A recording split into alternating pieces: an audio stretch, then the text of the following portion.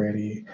Welcome everyone to Going Beyond with James and Tennille. I am the captain. You know, it's so funny. I know as you all are listening in, I sent Tennille's a WhatsApp yesterday, WhatsApp message, just kind of, it was very nice, kind of bright, but what she doesn't know is that I was looking at all these Captain and Tennille YouTube.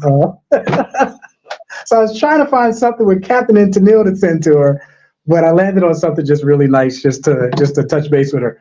But I am James, the Ascension Coach, and just a little bit about what I do. I help people connect with higher states of consciousness, align with their higher selves, and discover their soul's purpose, empowering them to live a life of joy, love, fulfillment, and abundance, all those good things. And now I'm going to turn it over to my beautiful co-host and allow her to introduce herself, and then we are going to go beyond with James and Tennille. So my beautiful friend, it is on you. Okay, hi, I'm Tennille, co-founder of movement meditation. I do what James does, just better. Wait, what? Okay, so I love it.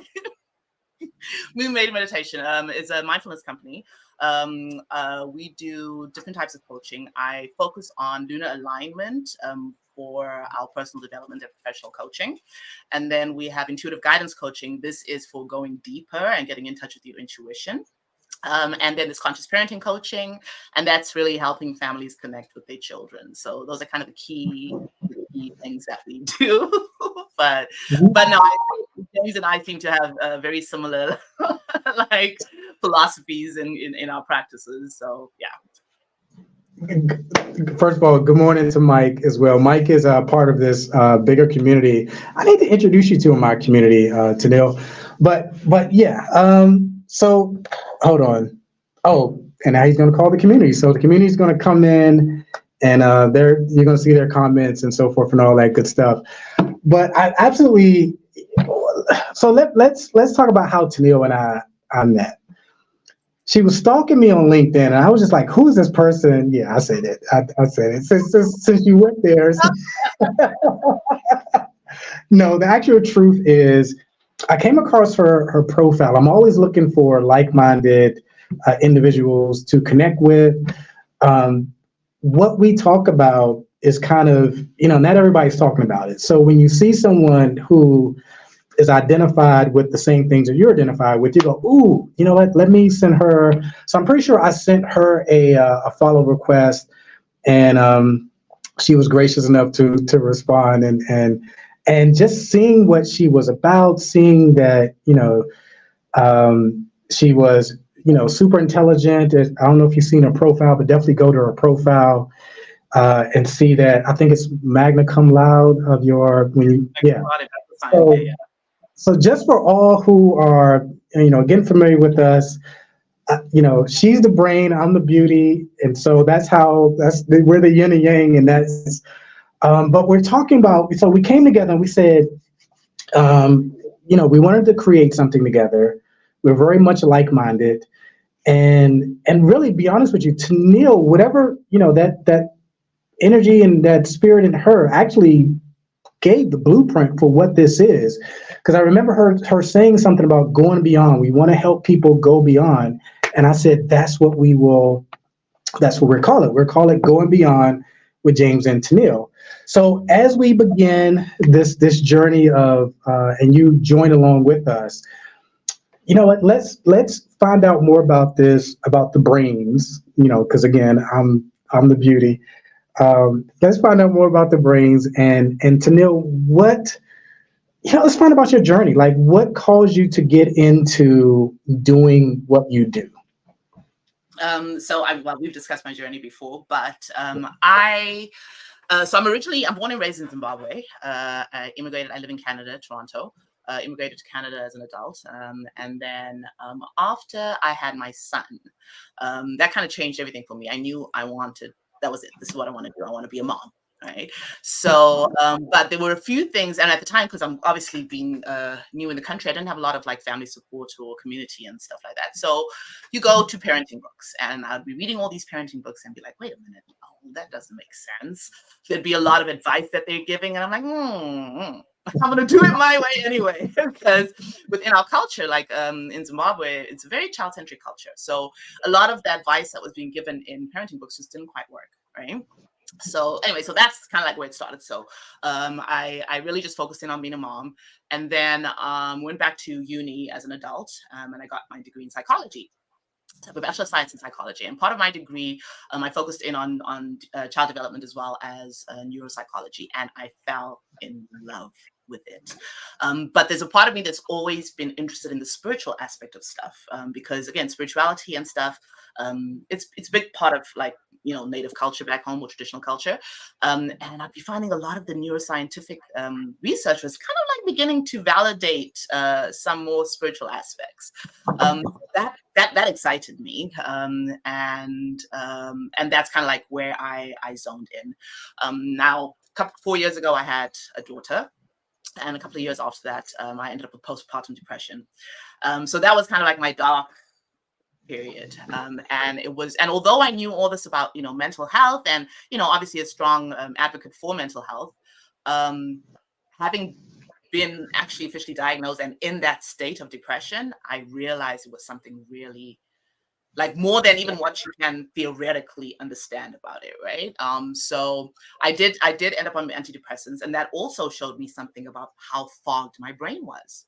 But at the time, I wanted something more sustainable, right? I knew I needed to get like a hold of my mental health, and I always knew about meditation and the value of meditation, but I struggled. My mind's busy, and you think you got to sit and still your mind. Like that's kind of like the common concept of meditation, although it's not that at all. But I didn't fully grasp it until I always tell the story. One day I'm with my niece and nephew. I'm treetop trekking.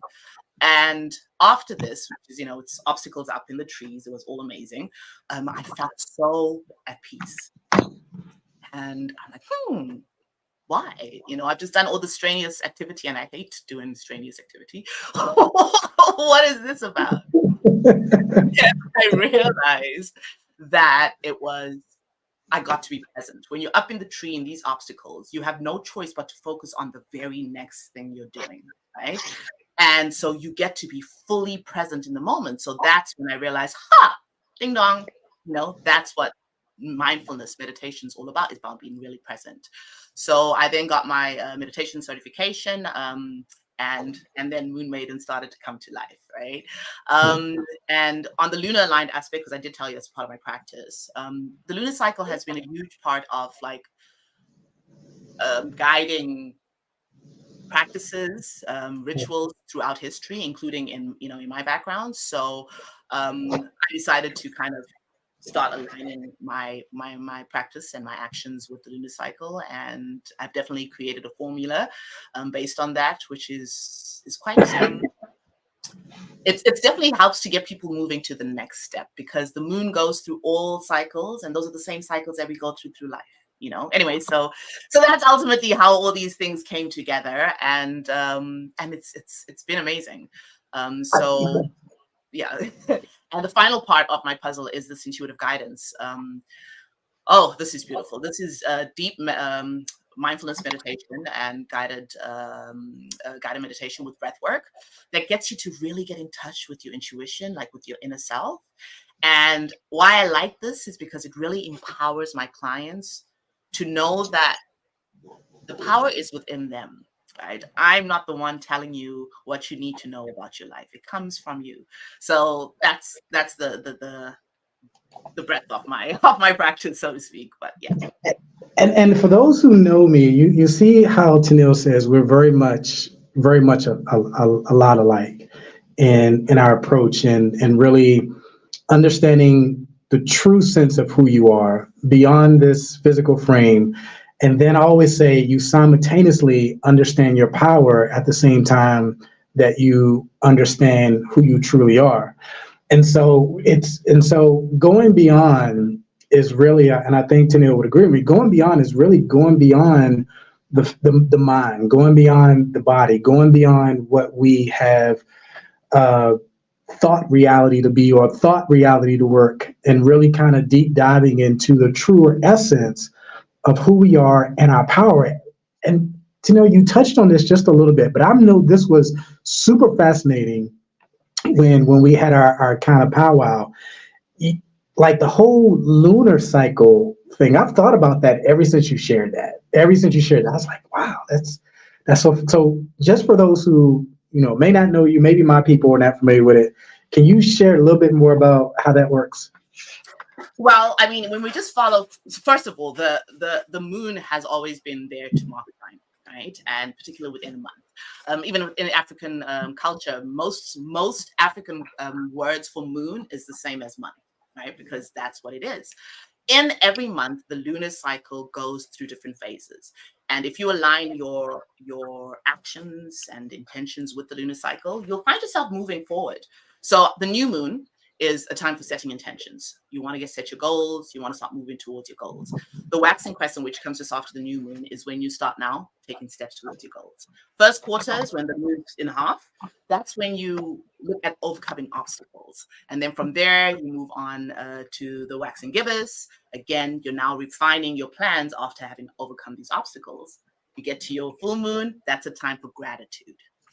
Right? That's a time for appreciating how far you've come, looking back, because let me just finish the whole cycle, then I'll tell you why this is so important in development. So that's a full moon. Then we move on to now taking actions with your waning gibbous. And last quarter, one more time, you're refining, you're celebrating progress. And then the waning crescent is now a time to kind of relax and prepare for the new cycle. Now, why this is important is many of us start working towards our goals, but then we get stuck at a certain point and we really don't move beyond that. For example, some people come up with an idea, intention setting, and then never take any action towards that idea, which is what the waxing crescent helps with. Or they start taking action and then they come across an obstacle and that's it, right? There's no going beyond the obstacle. Right?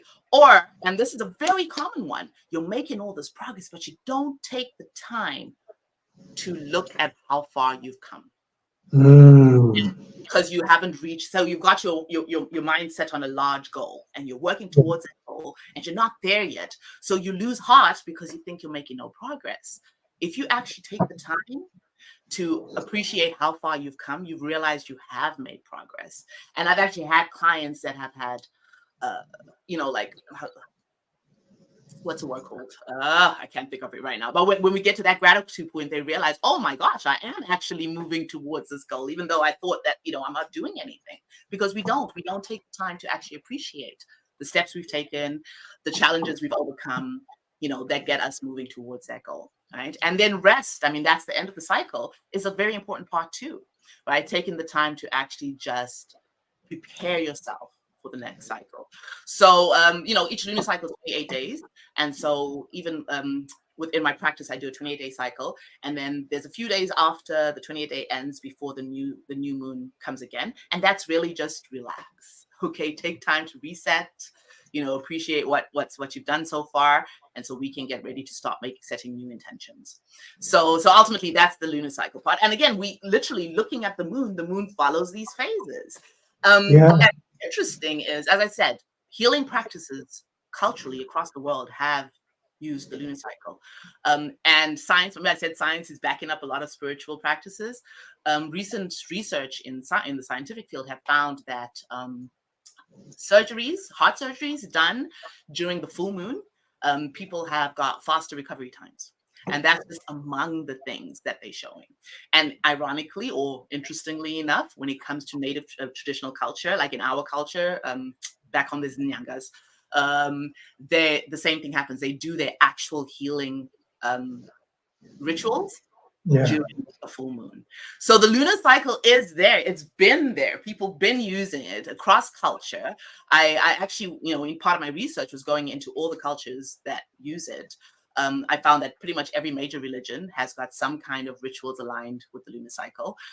Again, non-religious traditions have the lunar cycle. And it's like, wait a minute, this is so universal. Why aren't people paying attention to it?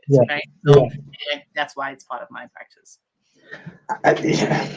I love that. And what it makes me think of is when I'm talking to people and to help those who are not familiar with it understand it better, I'm like, the moon causes tides, right? Like based on where the moon is at a particular time, you know, if we are what 60, 70% water, if it has the ability to affect the oceans, it has the ability to affect us. So, and obviously I'm not even close as being versed in this as you. It's so fascinating to me as you talk about it.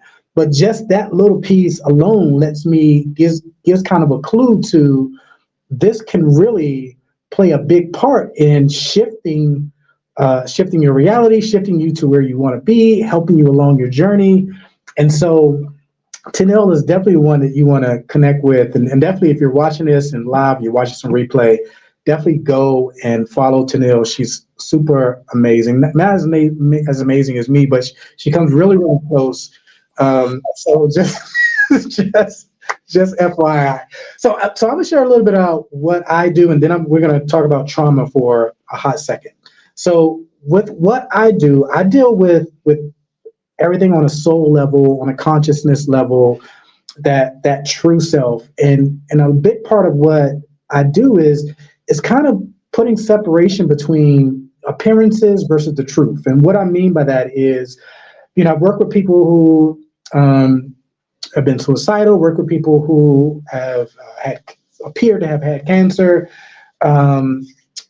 just kind of those. Sometimes it's that extreme. Sometimes it's just money issues or things like that. And the premise of everything I do is what you are experiencing. It feels real, but it's not the truth. Because as consciousness, as soul, there's only abundance, there's only perfection, there's only wholeness. But at times we react to what we are experiencing, what we appear to be experiencing. And I say it like this: we react, we believe in, and we identify with what appearances, what we appear to be experiencing, and that locks us into that experience. But if you go, you know what, this isn't the truth, because both things cannot be, you know, at times more than a couple of things can be true at the same time. But this is something that cannot be true at the same time. You cannot both be abundance and be lack. You can both not be wholeness and be experiencing some level of sickness. So it's which one are you going to choose? Which one is the truth? And so I've been able to help people navigate what's going on in their mind, what's going on in their body, versus what they are truly in and experiencing as soul, as consciousness. And that is, you know, that's led to some tremendous results with people with healing and just, you know, the people that did come to me and were really on the brink of suicide, they're doing amazing. I still check in with them. And so for me, it's really being able to correct our vision and really being able to stop misidentifying ourselves with this body and with this mind, and not that it's not part of our experience, but I often talk about our over preoccupation with that to the neglecting of our soul, of our consciousness. So that's a little bit about what I do. So I want to hear, Tennille, your approach and how you understand the connection with our inner selves and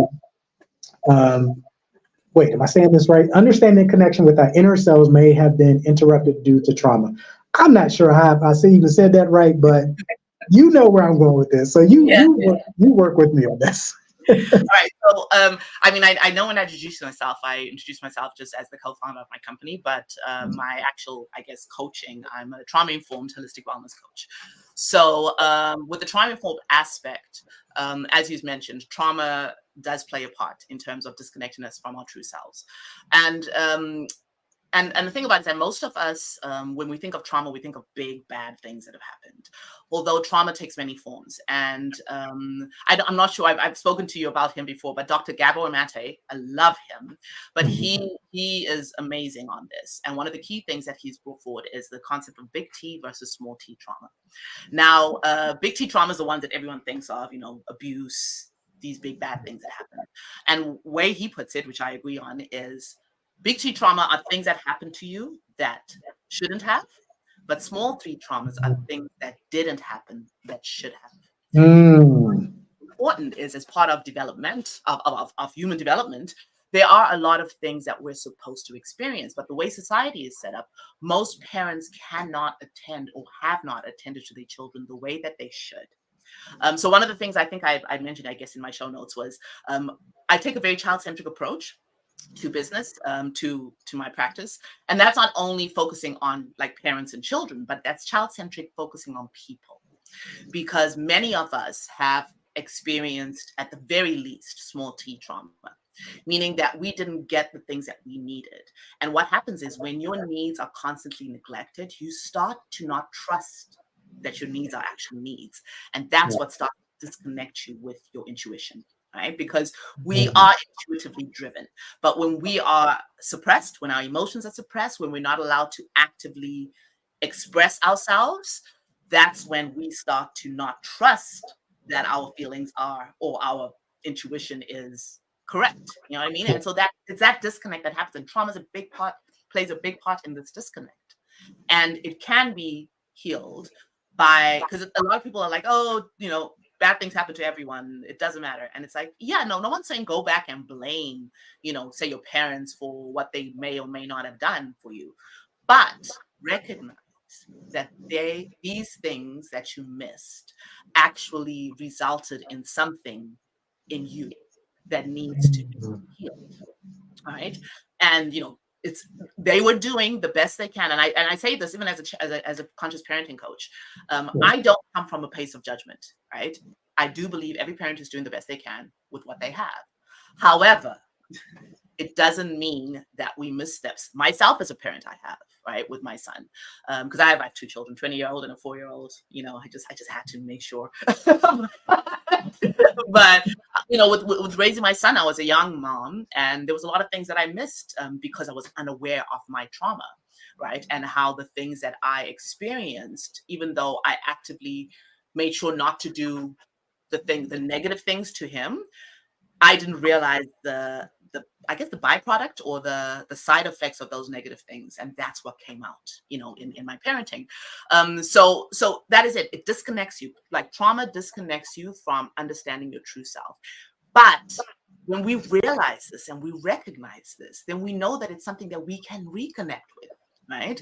And that's what a lot of my practice is for, is to try and get people reconnected with themselves from a holistic perspective.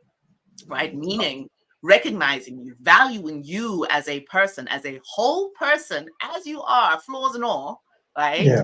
So that you get to understand what it is and how you get to be the best version of who you want to be, right? Because it's in you. It is. And yeah, so that's ultimately what I try and help people bring out. So you sparked the thought, and the thought is going to bring story time along with it. So I remember when, you know, I remember the shift for me was when, because everyone knows I have a 21-year-old now. I was telling Tennille yesterday, I'm not sure if did I tell you the story of my 21-year-old Tennille? I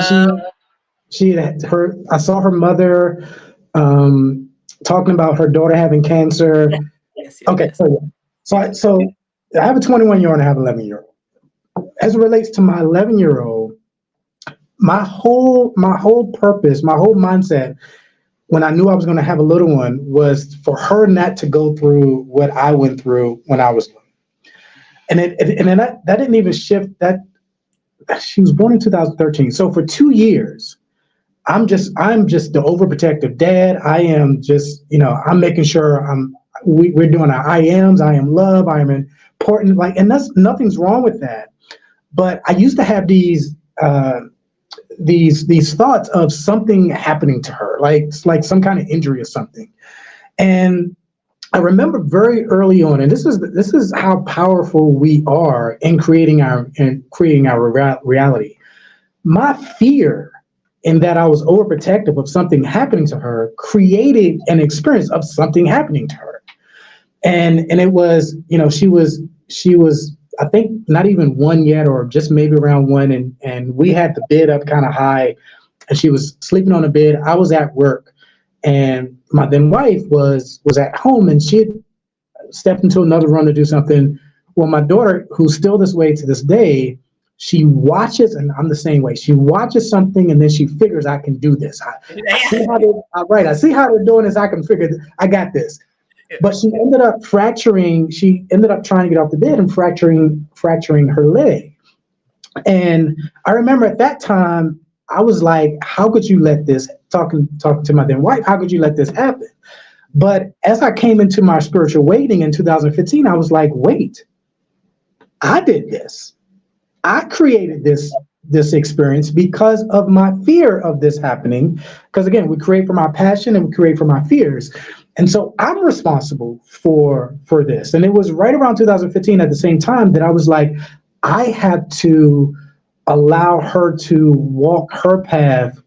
I'm still the bumpers. I still kind of keep everything in, but I have to stop being that overprotective and allow her to walk out her journey and not trying to protect her from my journey.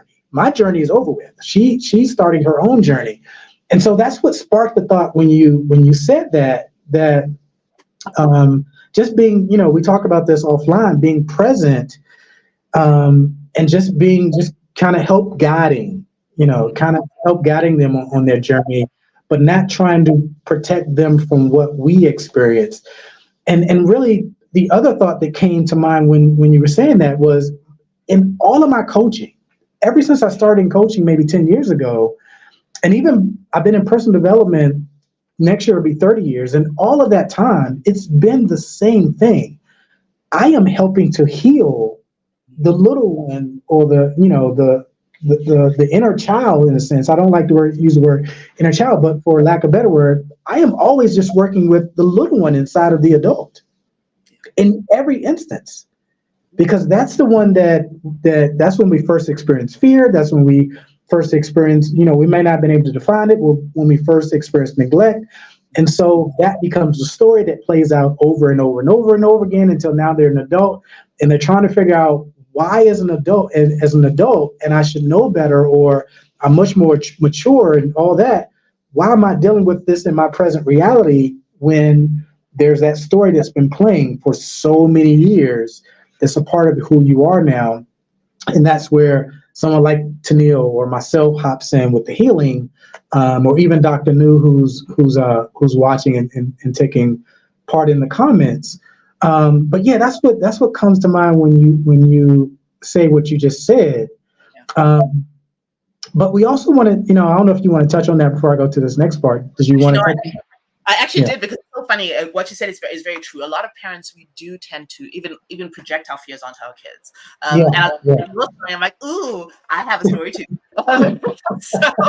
Story time. So my daughter was about two. She was walking, so 2.5 maybe. And I've got the slope in my front yard. Like, it's just a small slope, but then it kind of leads to the road, right? And she wants, of course, being the same kind of child, I can do that. She wants to go running down the slope, and immediately all the fears of, oh my gosh, she's going to fall into the road. It's going to, she's going to. And then I had to stop myself. And I'm like, no, wait a minute. What am I worried about? Right? So I'm like, okay, I'm worried that she's going to lose balance. She's going to fall in the road. That's a valid fear. Cool. But let me not project the fear on her. She's not scared. Let me not make her scared for something that may or may not happen. Instead, what can I do to ensure that she doesn't get hurt? So what I did was I moved myself to the front, right? So I'm standing there so she can try this thing.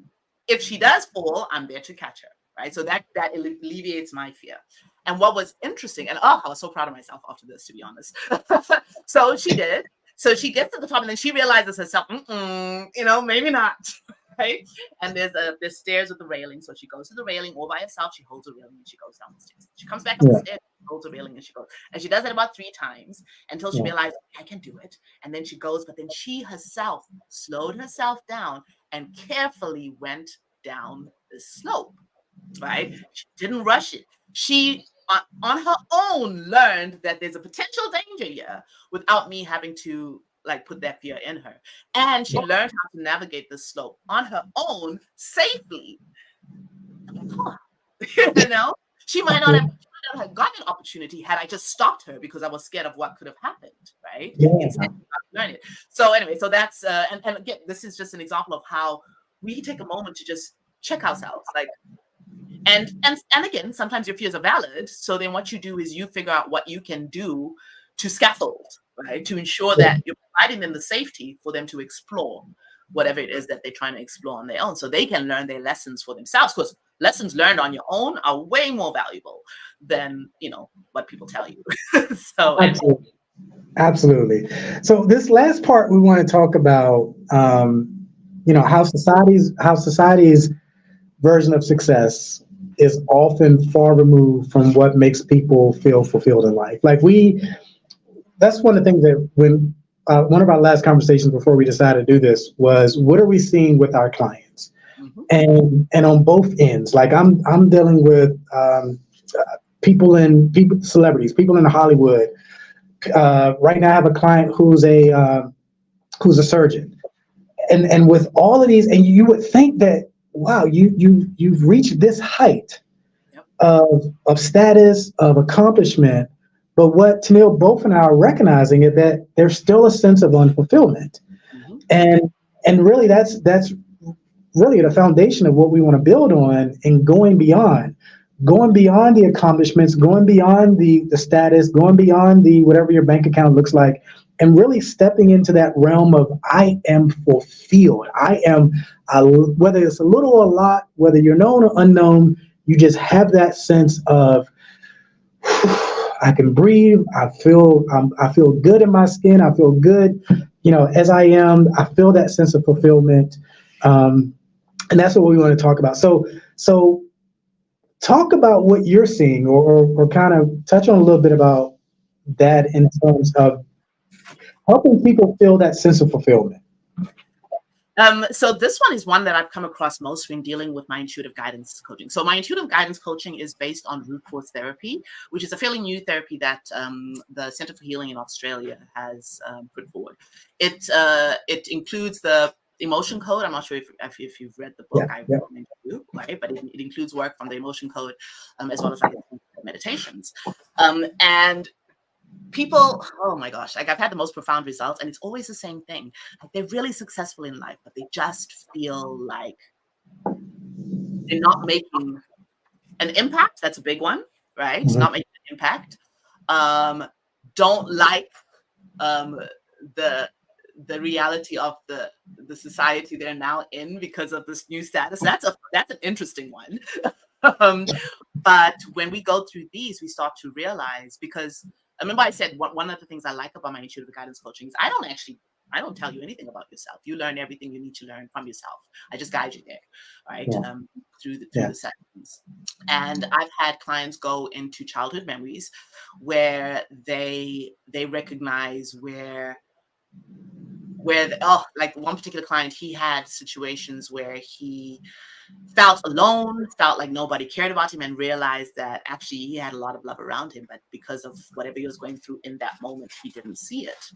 And in 3 weeks working with this client, he went from internalizing negative thoughts, for example, guilt and shame. Instead of he first answered guilt and shame as in me, myself.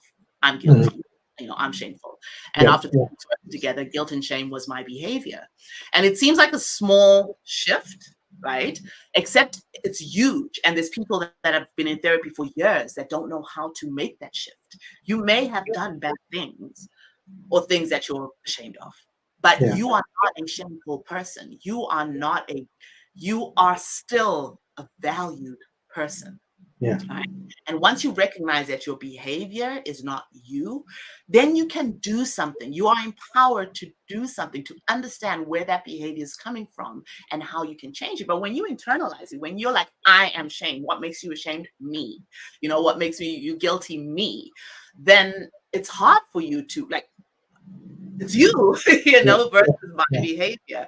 And these are the kind of shifts that clients are having in a very short time by simply getting in touch with themselves, right? Getting really into them and hearing. And as I said, it's not me. I'm not telling them. I'm not telling him, no, you are not. I'm not saying that. He's realized it for himself by getting in touch with himself. So this is the kind of stuff that's happening with clients, is that a lot of the times they feel so disconnected from themselves. They're living on autopilot. They're enjoying the fruits of their labor, but they're not really enjoying their lives, you know, in any deeper way. Anyway, so that's that's my take on that. I love that. You know what? I just noticed something. I noticed, y'all notice Tennille's screen, how her whole, like, it's all like Tennille Jacobs, BSc, move, like it's covers, like I got this little small section, James the Ascension Coach. Tennille has Tennille Jacobs, I'm so freaking amazing across the whole. I need to add some more stuff to mine. Like, I need to add some more stuff. Anyway, that was that. But I want to piggyback on what Tennille says and how I approach it with my clients. Like, the one thing I tell people all the time is, you're only ever dealing with your mind. You're only ever dealing with a story. You're only ever dealing with your thoughts. And it's the thought of shame. It's the thought of guilt. It's the thought of not enough that you're dealing with. Now, the thought isn't who you are, as Tennille pointed out, that, those things aren't who you are. But again, it goes back to that reacting, identifying, and believing. Once I react to this thought, because what I say is that every thought is just knocking on the door, seeking expression, seeking your permission to express itself. It's in and of itself, it's nothing. But the moment the moment that shameful thought comes across the screen and you go, wait, that's me. Now you've given it permission to express itself.